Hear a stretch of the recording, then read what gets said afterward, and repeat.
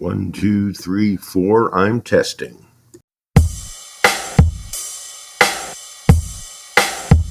Come on. We created minds and we made it shine. Always on a crazy grind, taking time on the stage. At the run, 8 to 5. Created minds, created minds, created minds, created minds. Create the world and cherish it. Yeah, we got a narrative to the world. We are sharing it. Created minds, created minds, created minds. Check. Africans everywhere, we stay creative, keeping it real.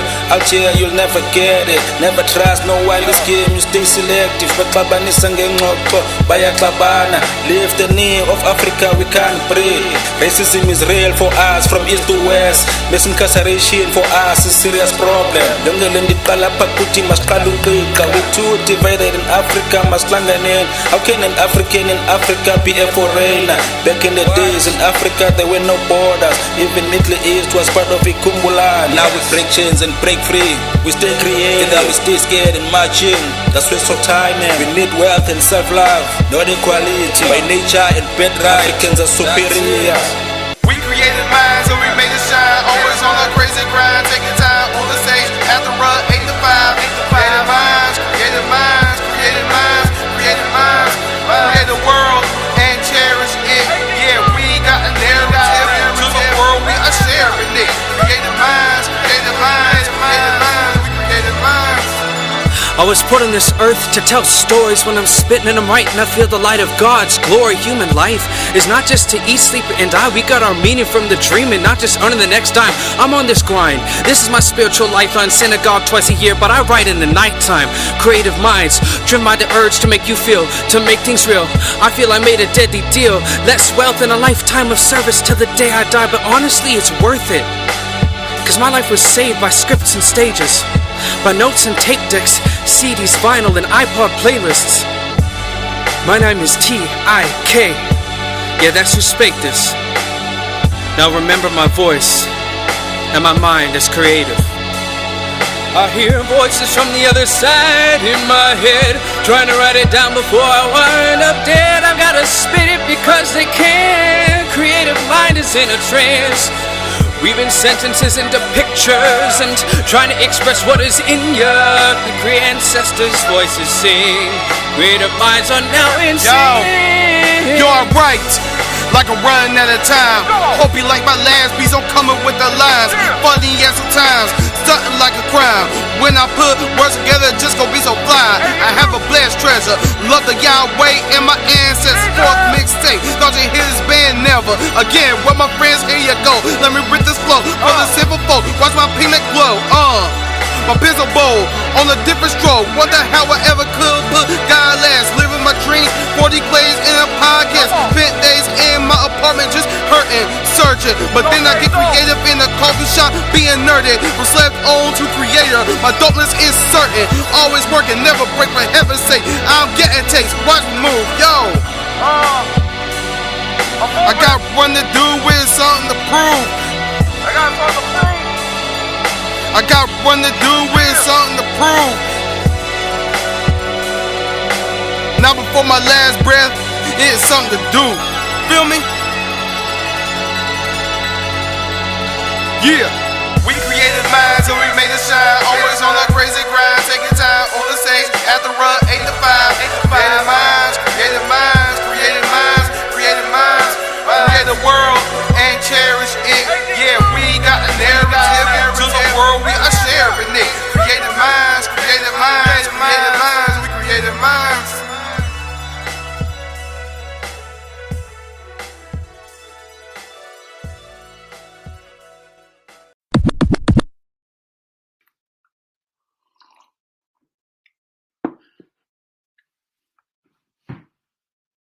Yo, whoa. There we go. Yo, what is cracking, my people? Welcome to yet another episode of ADQ's Renaissance, a brand new episode of ADQ's Renaissance. I'm your host with the most, giving 100 for coast to coast through God. I boast. A to the D to the Q. Show me love.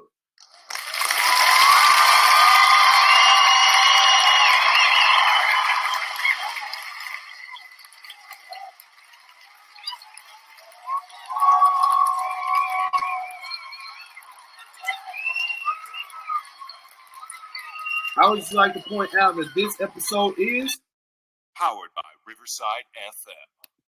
Now, while I am very happy anytime I'm able to get on the mic and talk my ish, one thing I don't like about Riverside, and once I can find a better recording platform, I'm going to take good advantage of it.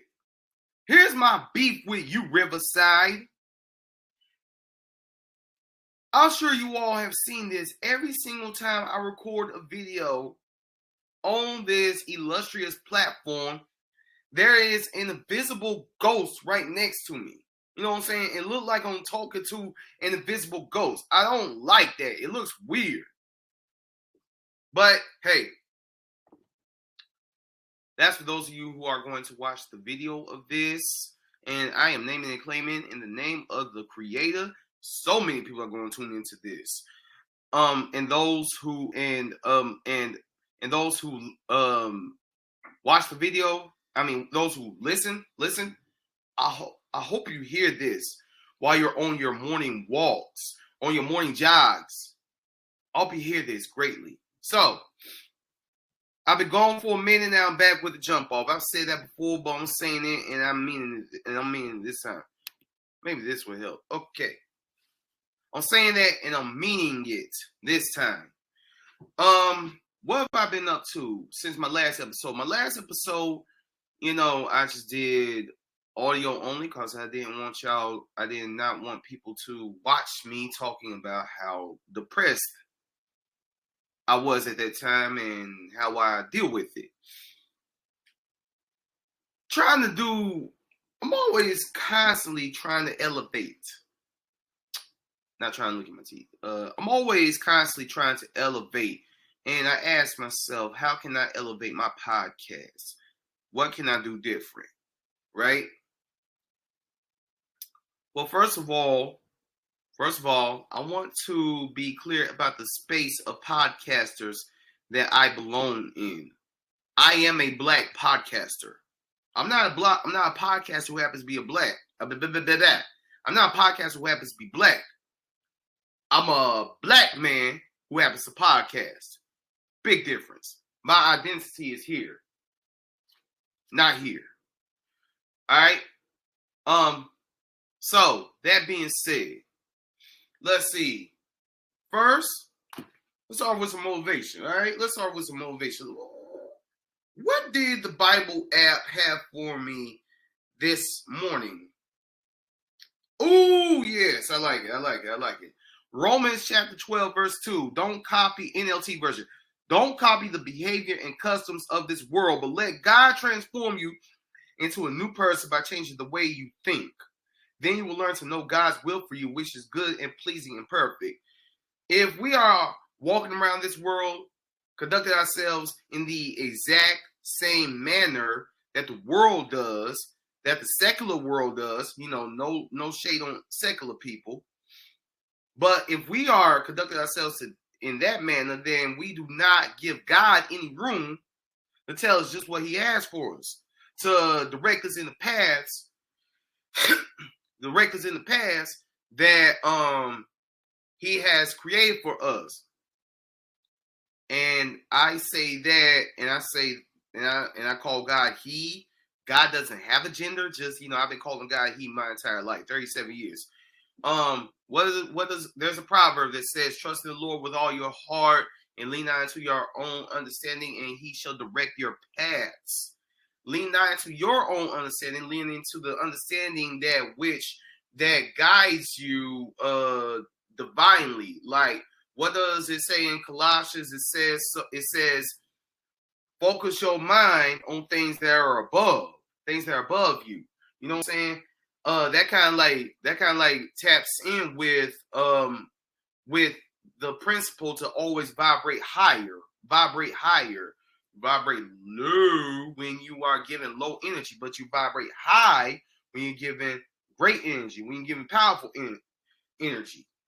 So don't copy this world that needs things, that needs vices to get through the day. When you got God, man, you got all that you need, yo. So that's what I'm saying.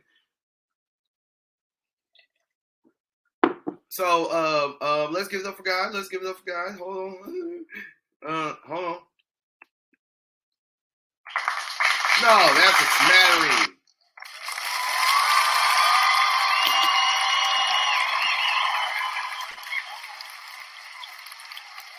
Yo, this book. Okay, thank you. Cool. Yeah. Praise him. Time out bow tie, retime my bow tie. Also, this book, 48 Laws of Power, great book. I highly recommend it. While you are finding God's will for your life, I'm not preaching, I promise. I'm trying my best not to preach. While you're finding God's will for your life, is the 25th law in Robert Greene's 48 Laws of Power. It says, recreate yourself. Do not accept the roles that society foists on you, i.e., the behavior and customs of this world, right? Recreate yourself by forging a new identity. My identity is in God, right? Span myself. One that commands attention and never bores the audience. When you walking in God, people gonna look at you. Believe me. Be the master of your own image rather than letting others define it for you. Incorporate dramatic devices into your public gestures and actions. Your power will be enhanced and your character will seem larger than life. All right, that's just beginning. You know, I highly recommend you all read 48 Laws of Power. Another book that I highly recommend y'all read. Yeah. The Celibacy Chronicles by my good sister Morgan Renee Myers. She's having a talk back listening party this weekend that I have every intent to go to. It's over at the East Oak Manor, the East White Oak Community Center. I'm getting it wrong. I'm so sorry. The East White Oak Community Center, here in Greensboro.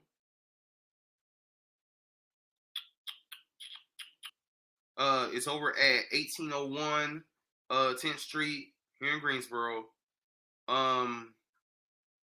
This book consists of 17 poems.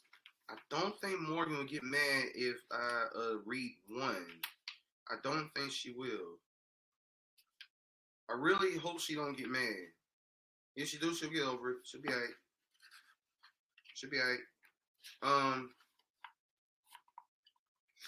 I like this one because it kind of like goes in hand with what my last episode was about. We're going to read this, and then we're going to get into what we hear about. Dion. But first, I got to show my sister some love. As she wrote about self-love. By the way, there's a Black-owned audiobook and podcast app called Discotopia, which I will be...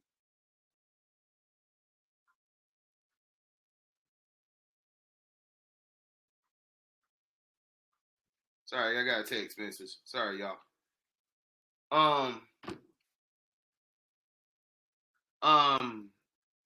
This is the audio version of this powerful book is on Discotopia. It's a Black-owned audiobook and podcast app. I highly recommend checking it out. So check this out. And again, Morgan, if you're listening to this, don't get mad at me. Self-love sometimes looks like crying in bathtubs as you scroll down your timeline and see nothing but inspirational quotes and Black love. Staring in mirrors and giving yourself a hug. Looking, listening, listing all of your flaws, then smiling because you can either improve or sulk about them. Self-love looks like not being nervous every month if you're pregnant because you're celibate and you can clearly count how many cycles you had since you last went to bed. So that part does not apply to me or any other cisgender man because we're not going to get pregnant. one of the great things about being a man. Woo! I swear more can go and slap the black out for me when she hear this. Self-love looks like not associating with drama on TV and real life in your home. You value yourself enough to not just hold on to hurt out of comfort. You'd rather be alone. Self-love looks like writing this poem. After having shied away from writing and releasing, it's a healing medium. Feels like freedom. Self-love looks like turning off electronics and tuning in, deep breathing. Yes, queen. Yes. Self-love sometimes looks selfish because you choose to stay in the house reflecting instead of in the club dancing or on your phone responding to reckless text messages. Self-love looks like taking care of your health. Mental, spiritual, physical, emotional. It looks like accepting constructive criticism and not taking offense. Self-love looks like when I see you, I see me. Pause. Just to let you all know. When I see Morgan doing what she does, operating the way she does, I support her so much. Not because I'm caking anything, but because when I see her, I see a lot of myself. No cap. Continuing. Somehow we're connected intricately. Out of all places to be on the planet is in your presence I'm standing. So this moment has to be a part of my plan of personal growth and expansion. Self-love sounds like music. Groovy highways, new places with many stops along the way. It's sceneries never seen but felt immediately. It's therapy, sharing, daring yourself to get over yourself so you could be your true self and reflect that energy, that God within you that's also within me. Sometimes self-love sounds like silence. Quieting our minds, putting the past behind us, learning from less, is counting your blessings, and through all the trials, not stressing. It's getting in the flow, reading a good book, feeling inspired, transforming your mind. Self-love is a requirement before dating and marriage. It becomes apparent. Some internal work is needed to propel. Self-love sometimes looks like working for yourself. Self-love is honest and true. How you can love everyone else and forget about the most important person, you. Let's see. Let's give Morgan a round of applause.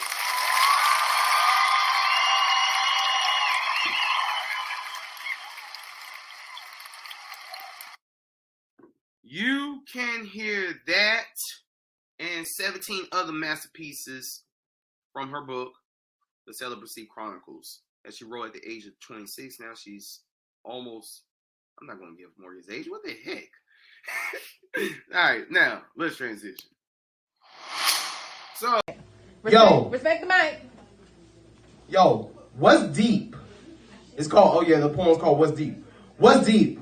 When the mind has been levitated, educated, sideswiped from the medication, legend making is in the process. I arose from the pod test, asking how could one not deck these shop reps coming at me, telling kids how they stunk they pappy, revolutionary minded while y'all getting money happily. Y'all still slaving for slavers, fighting to be a main one. Zip coon in this room, non-threatening behavior, sing and dance, yeah I do it too, like hootie hoo, no limit, drugged up, like one pursuing shrooms. Okay. What do I mean? How does one accumulate knowledge, conscious, view the world as it is, God's kids, go rotten, taught to not sin, which I'm told that I'm a sinner from birth, not even allowed to do something first. 10% of my earnings to satisfy the pastor's yearnings. Wow. That is concerning. Also, the idea hell, read this well, how can you be a soul burning when you a seed that failed? Wow. Unchain your mind, Juneteenth happened. We were fucking with it long before Biden started yapping. What's deep? When you're hungry for knowledge, you're starving. When you want to be a modern day Garvey, Pryor and Carlin. When your third eye is misinterpreted as being retarded. I'm done. That's where I started. Wow. Wow. Oh.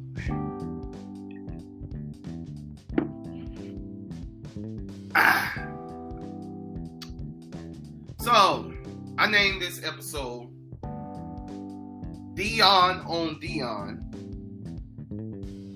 because I couldn't take it anymore. I wanted to join the rest of the black community in giving my 2 cents about the recent transactions, transitions, transgressions of one Deion Sanders. Deion Sanders, Coach Prime, Neon Dion, though he said that he never even liked that nickname. Deion Sanders. A little bit of background for me. First of all, I never met the brother. Never, ever, my entire life. 37 years on this earth, never met him. But I have been a fan of this man almost my entire life. You know what I'm saying? First of all, I was so elated with how he and Bo Jackson both were masters of the football field and the baseball field simultaneously. Deion Sanders, the first ever man, the first ever athlete, and at this particular moment in time, the only athlete to ever both play in a Super Bowl and the World Series. You know what I'm saying? This man, I believe, at one point played in the World Series game and flew somewhere to play a football game. At one point, he was playing for the Atlanta Braves and Atlanta Falcons at the same time. So Deion Sanders' athletic accomplishments, you know, they cannot be denied. They are to be revered. He is possibly one of the greatest athletes of our time. But here's where we mess things up. Here's where we get it wrong.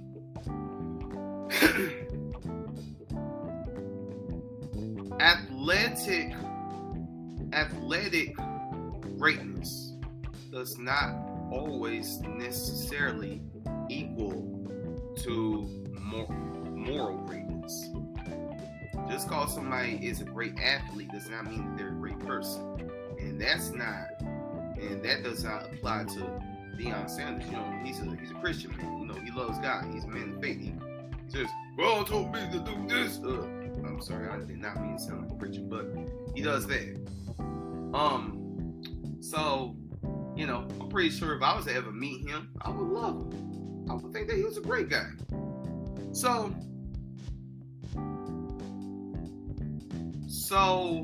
why are we taking the deuce on this man? Why is there a debate going on? Why? I'll tell you why.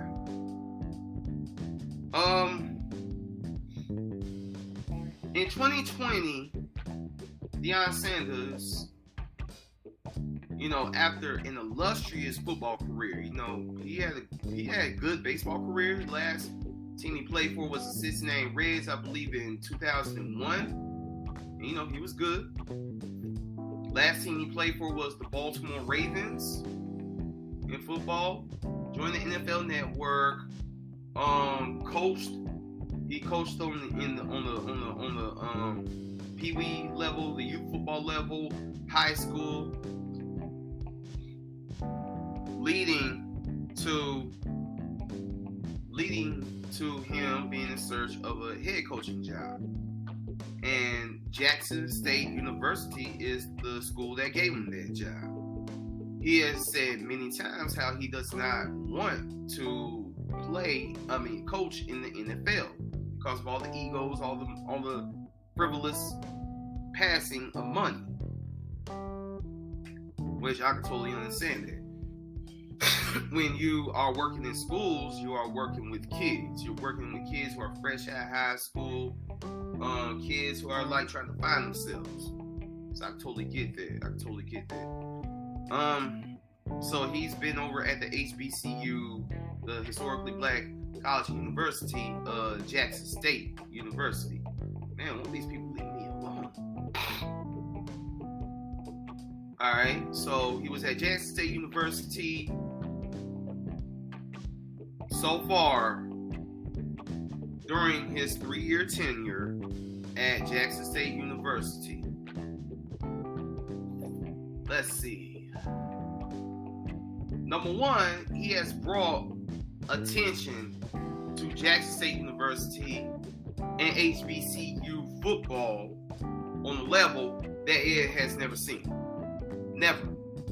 Now, if you black, like I live right up the street from North Carolina A&T. They have a football game going on, I'm gonna hear it. You know what I'm saying? Winston-Salem State University, 30 minutes down the road. I know about the football team. But does a white person in Colorado know about it? Not very likely. Deion Sanders being the nationally known name that he is, he has brought so much attention to HBCU football that they were starting to be streamed on ESPN2. You know what I'm saying? Just by his involvement, right? There was even an episode of ESPN Game Day taking place over at Jackson State University. If Deion Sanders was not the head coach and like head spokesman of Jackson State University, that doesn't happen at all. So the contributions that Deion Sanders has given to not only Jackson State University, but HBCU football, HBCU culture at large cannot be negated. Here's the problem, black people. Here's the problem. He is a football legend. He is not a politician. He is not a social justice warrior. He is not a martyr. He is a football coach. The man put out a whole song years ago called Show Me the Money. The man put out a whole song years ago called Show Me the Money. Now, yes, he went on the Jimmy Kimmel show wearing Jackson State University gear, representing Jackson State University proudly. Yes, he brought CBS 60 Minutes to Jackson State University and had a whole interview and had a whole segment about his contributions. And his contributions can never be ignored. Not only that, but how many coaches do you know donate a portion of their salary which does not match, what's the word I'm looking for? Does not match their pedigree, or does not match their resume, or does not match, you know what I'm saying? How many people donate a portion of their salary to their job, to their employer? You know what I'm saying? That's like me, I don't know, working for the Roundabout Theater in New York. And my salary there would be, I don't know, $30,000, and I give them $15,000 as a donation. That's basically what Deion Sanders did. And not only that, but he went to Jackson, Mississippi. Jackson, Mississippi. Who? Under the sound of my voice. Who under the sound of my voice is looking at Jackson, Mississippi on the map with all the blood that Mississippi has on its hands and going there? When you live in a suburb over in Texas, who's doing that? Who? I'm an owl now. Who?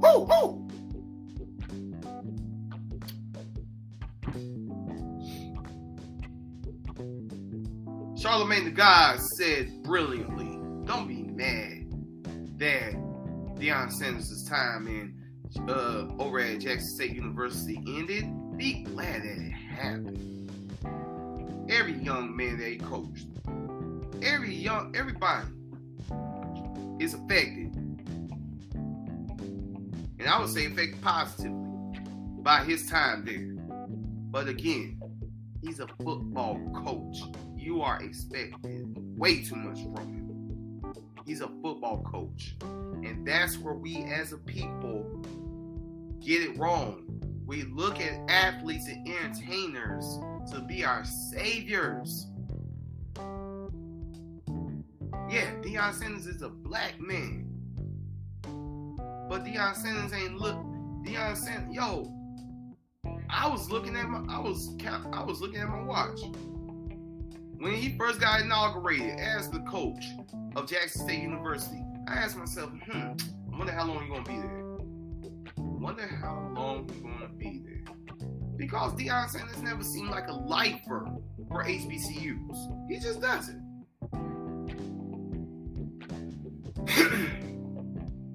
But again, be glad it happened. Now, if you are not donating to any HBCU, if you're not contributing to any HBCU culture, if you're not even tutoring any students at any HBCU, if you're not helping them stay on their academics at any HBCU, you have no room to talk. Zero. I don't have any room to talk, but I'm going to talk anyway. Now, since I have spoken in the positive of Coach Prime's transition, see, me, I'm on the fence with it. I wanted him to stay at Jackson State University and stay there for a long time. But yo, when I saw the footage of him going into the University of Colorado, seeing the facilities that he has to work with, which did not match the facilities that he had to work with at Jackson State University. When I saw what he was getting paid, which was a stupid load more than he's getting paid at Jackson State University. When I saw the kids that he was talking to, like, for real, let's be honest, man. Let's be honest. You know, the Coach Prime that was talking all that jive to them kids over at Jackson State University. You better believe he ain't gonna be talking like that to the kids at University of Colorado. Shoot. I don't see it. If he does, go. Man, the University of Colorado, from what I understand, that joint is as white as the deck-on mayonnaise out. Man, yo, I guess Coach Brown was ready to bounce, but if it had been me, I would have held out for an offer somewhere else, man. Colorado?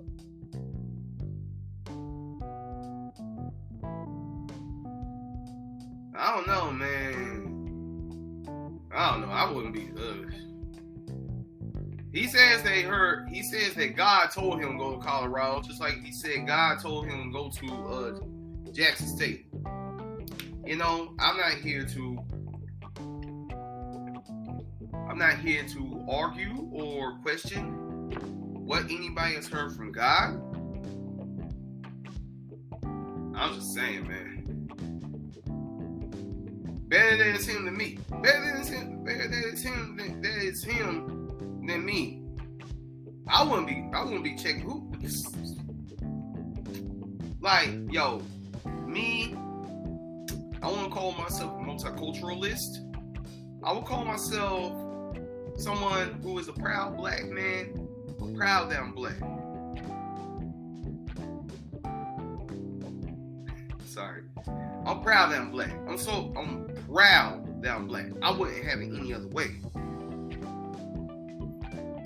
But you know, I got love for people of other ethnic groups. You know what I'm saying? When I was homeless, white people opened up their homes to me.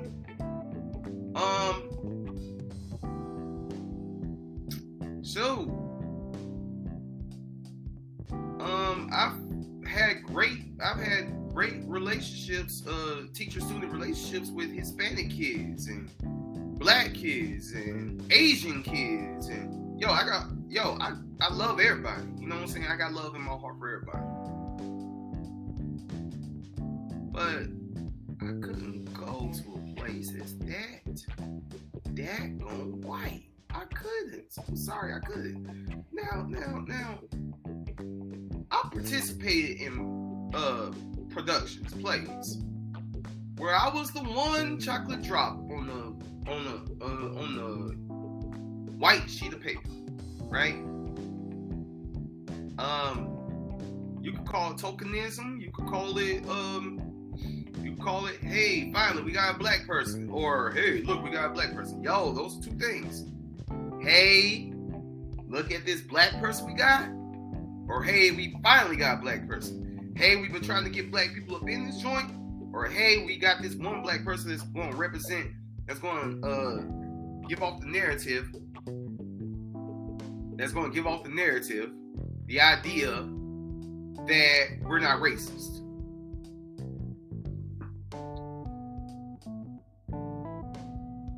I don't really see Coach Pride putting himself in a position to be a token, but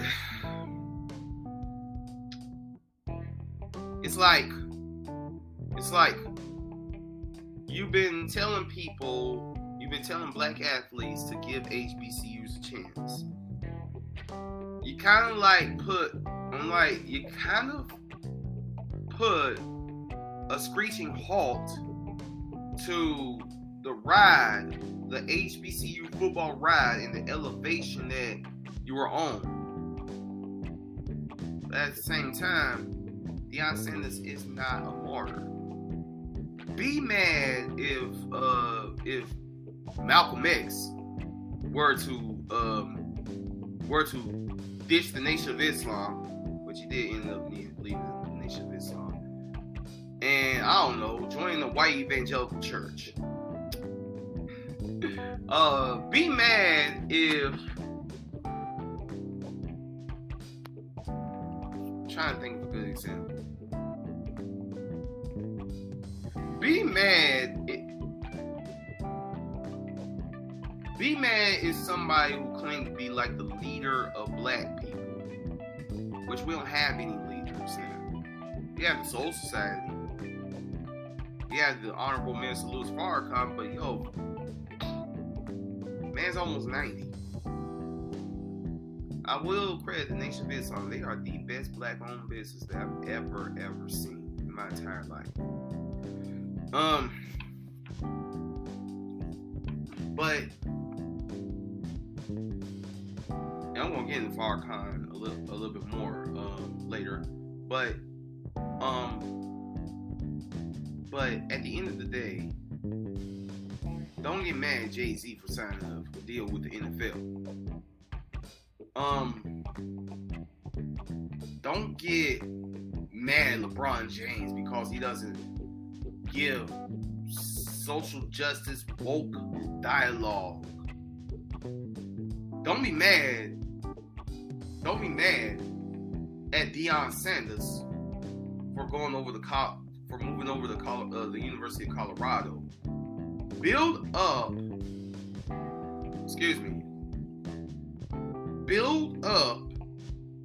the community that surrounds the HBCU.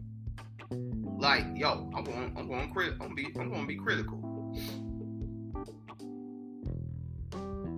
The community here in Greensboro goes super hard for A&T around G-Ho. That's one weekend out of the year.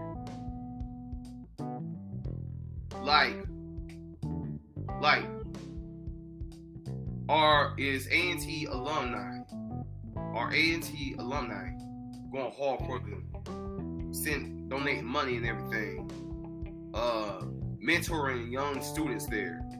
Are y'all doing that? Are you doing that year round? Also, Deion Sanders was the coach of Jackson State University's football program. That man went above and beyond. He contradicted himself, but he went above and beyond. He called sponsors to give some funding to Jackson State University. Now, what they do with that funding, that's on them. It ain't on Coach Prime no more. It's on them. And that's where it comes down to, how can we successfully run a business as a people?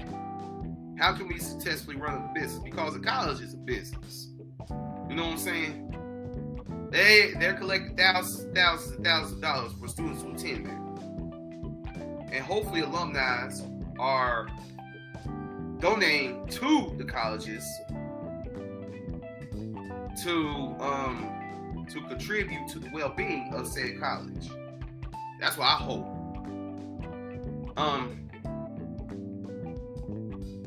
That should be on the president, the chancellor, the chancellor, the alumni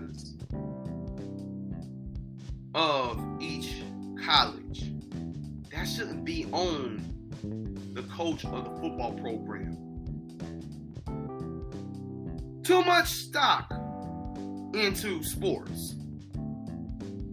Relying too much on athletes and entertainers. And again, who was going to Jackson, Mississippi? David Banner talks our ears off about Mississippi. He don't even live in Mississippi. So my final conclusion, because I don't want to battle. I don't want to rant. I'm glad that Deion Sanders' time at Jackson State University happened. I'm glad that it happened. I wish he would stay. I really wish he would stay. At least give him 5 years. He gave him 3 years. He gave him 3. I wish he would have gave him 5 years, 6 years, something.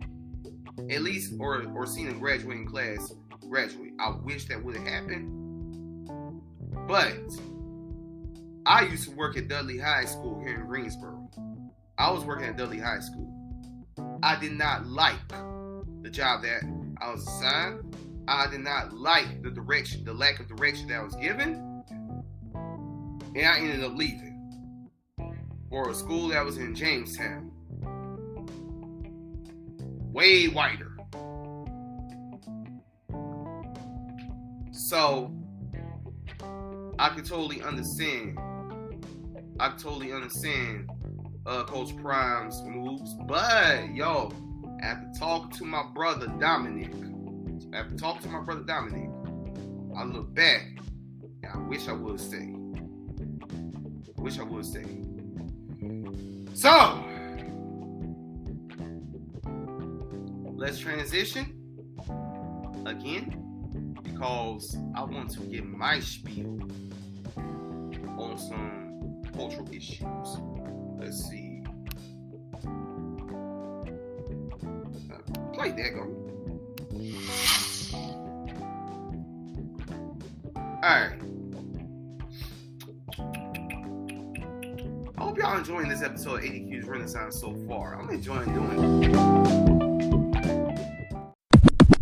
Yo, I missed podcasting. I missed it. Okay. Now, a couple things I want to vent about first. First thing first, this is a challenge to all fellow black podcasters out there. I saw an interview recently that Dr. Umar Johnson was on. And like the most inarticulate people will say, "Hey, so Dr. Umar, what do you think about Kanye West and Kyrie Irving?" You're going straight for the drama, yo. You're going straight for the drama. You have nothing better to offer to the podcasting culture at large other than drama. I have a huge problem with that. Is that all you going for is drama?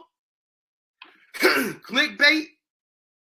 If so, you're not a podcaster. You're a freaking gossiper.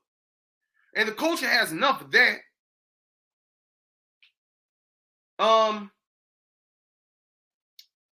This is to anybody who is white that might hear this and might see this.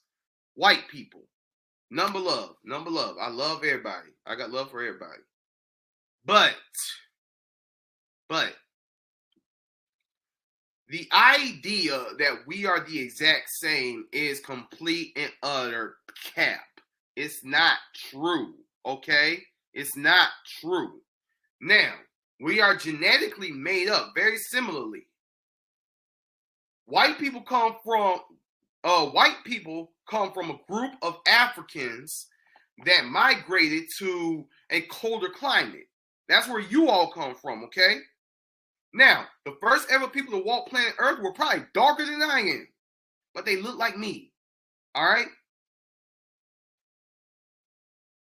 If I were to have a baby with a white woman, the baby will be a lot darker than her. You know what I'm saying? It could be, you know what I'm saying? The baby will be melanated. So, I bring this up because I had a conversation with a white woman recently. And she said we're all the same. We're not. No, we're not all the same. We're not all the same. Absolutely not. No, we're not. You do not go through the things that I go through on day-to-day struggle. Okay? You do not deal with 400 years worth of post-traumatic slave syndrome, which occurs in each and every single black person that walks planet Earth. Okay? You don't deal with that. You do not walk past people who gets your tax money in fear of your life. You don't deal with that.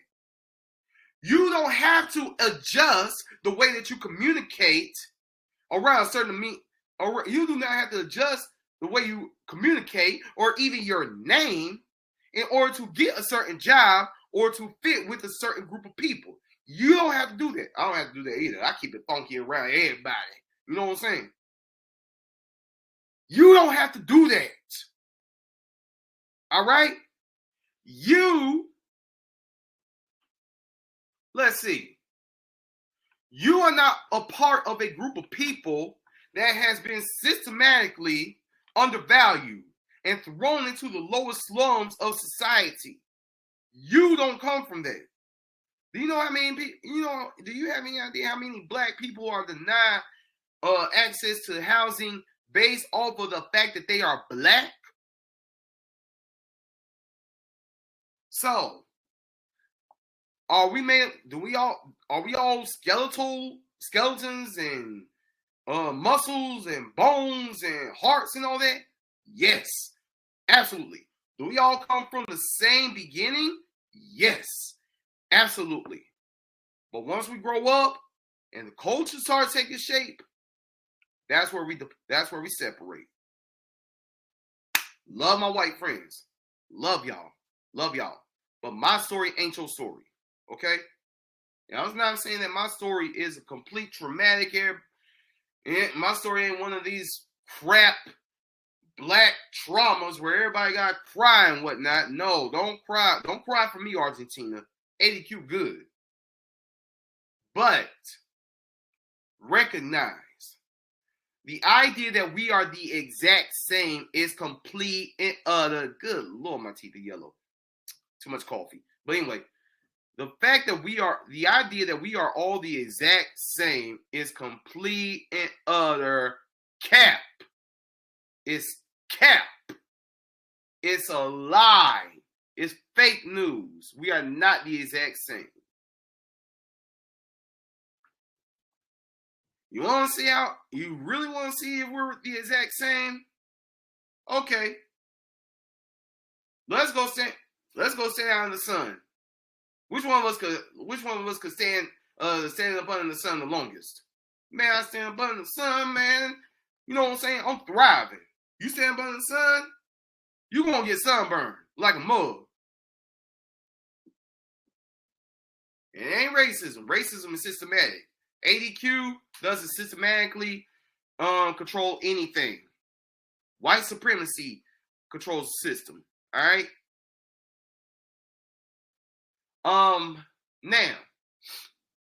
Now that I've gotten that off my chest, Ye and Kyrie. Let me just put my little 2 cents on it, and then we're gonna wrap this up. By the way, if you made it to this 44-minute mark, if you made it this far in this, please go to SoundCloud, check out my new I gotta sell it better than that. Please go to SoundCloud, check out my brand new project, When the Sun Rises, the live prequel. It is a prequel to my upcoming book, my first ever poetry book, When the Sun Rises and Maintains the Sea. You know that's dope. You know that's deep. So, all right. Ye and Kyrie Irving. All right. Cause I had some stuff to say about this. At this point, Ye, formerly known as Kanye West. At this point, I think he's just going for shock value and things that he say. Ye, wild dude, for real. But there is truth in some things that he says. What truth? I might post clip. I might put clips of them in this episode. But I do believe. But there is truth in what he says. Also, if you circle back to College Dropout, Ye's always been the type that bucks the system to some degree. Do I question his mental state? Absolutely, I do. I think that his mental state has been heavily compromised based off of the death of his mother. Yes, it happened in 2008, but long-term ramifications of traumatic circumstances take place, i.e. post-traumatic slave syndrome. And it can go from generation to generation to generation to generation.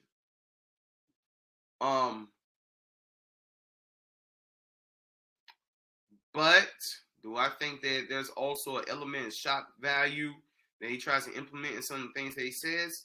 Yeah. Why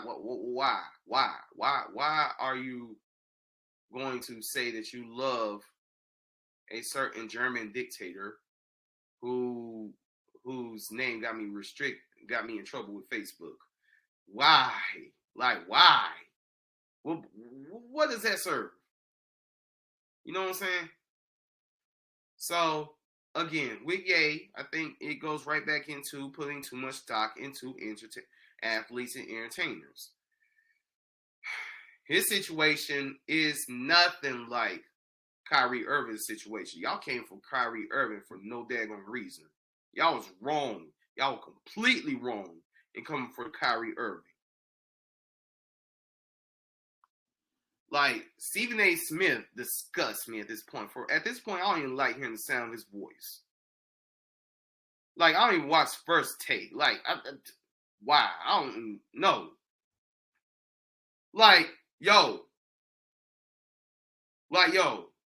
Aaron Rodgers questioned the bang bang. The bang bang. Brett Favre took money out of the pockets of Mississippi natives. People who live in Mississippi. Sorry. Took money out of their pockets. An old photo of Jerry Jones protesting against black people has resurfaced.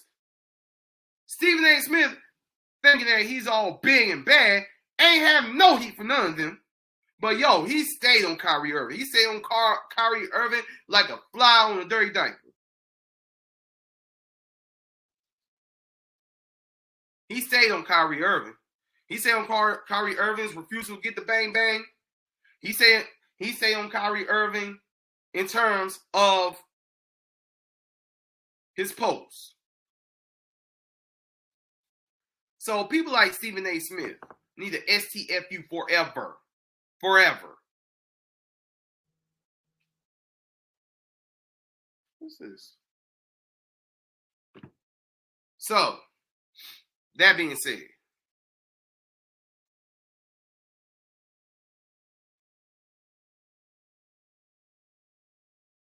what was I getting at? Oh, yeah. Okay. So, Kyrie Irving. It was completely wrong how y'all came for Kyrie Irving.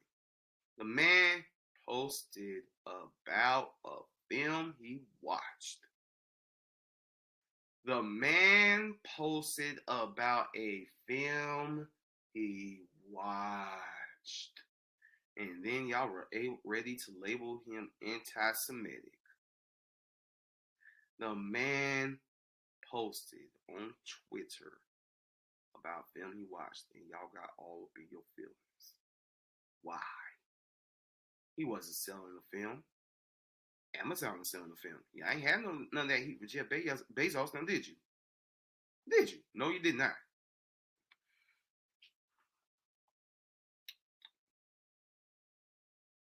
I posted about me.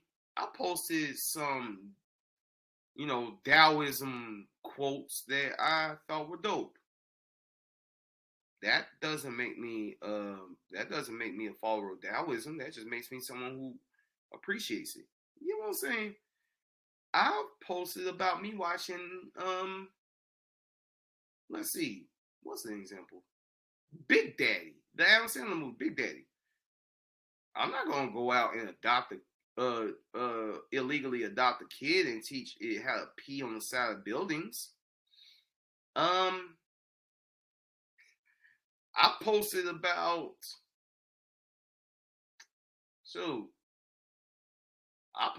how I love the movie La La Land. I'm not going to run through the city of LA randomly singing musicals. At least not now. Someday I will. Y'all get what I'm saying? So it wasn't right how y'all came after Kyrie.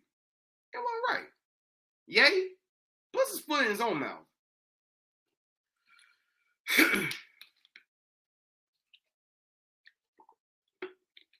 But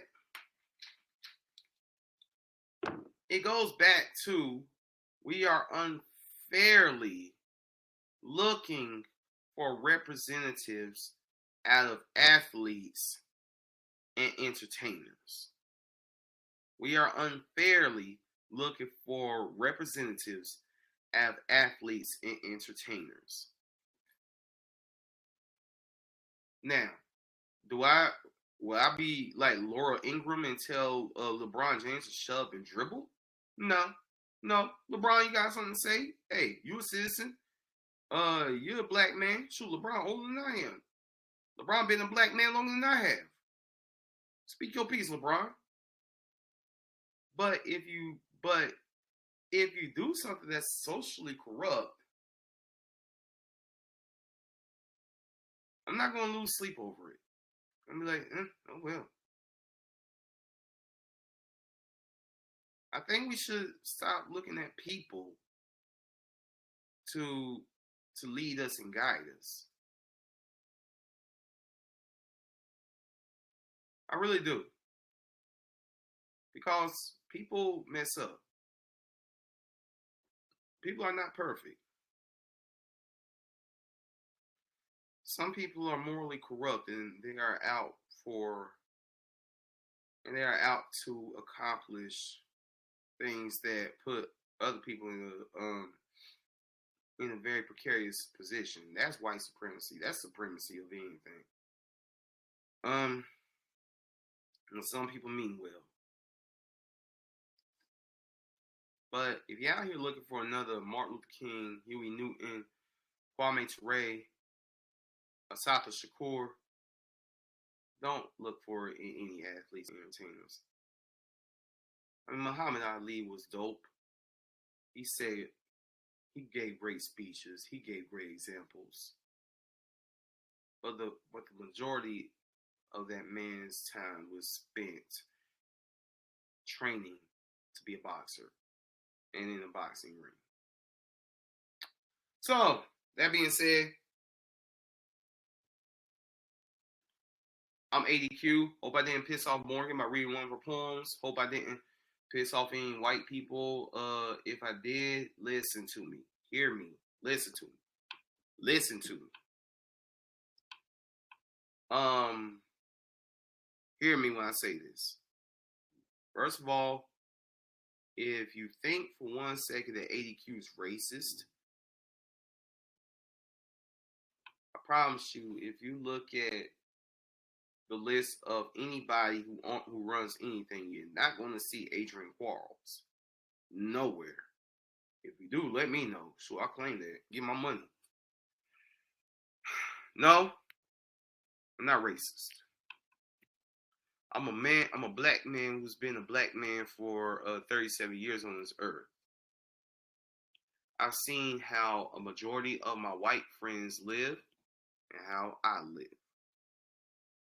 Very different, but I thank God that I've been able to form friendships with these particular people because, again, 3 of those particular people kept me from being homeless. But again, their experience has been different from my experience and the experience of those who look like me.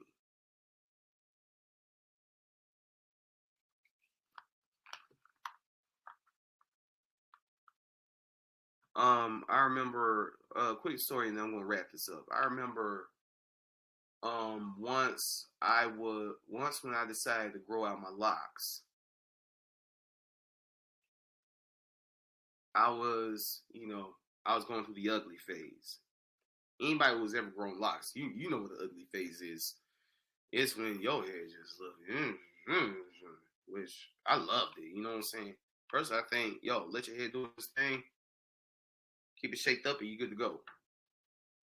But, I was wondering, I was posting on Facebook, what should I do? It's been, it was white people, not all white people, but a couple, maybe like 3, who were more in favor of me cutting my hair. Yet Morgan and others, a couple others who were proud of being black, encouraged me to let it grow. Morgan, Ricochet, they encouraged me to let it grow. That's just one of multiple other aspects of how culturally we're different. Biologically, we are the same, yes. But ain't no cop gonna look at me and be like, hey, you're the same as me. No.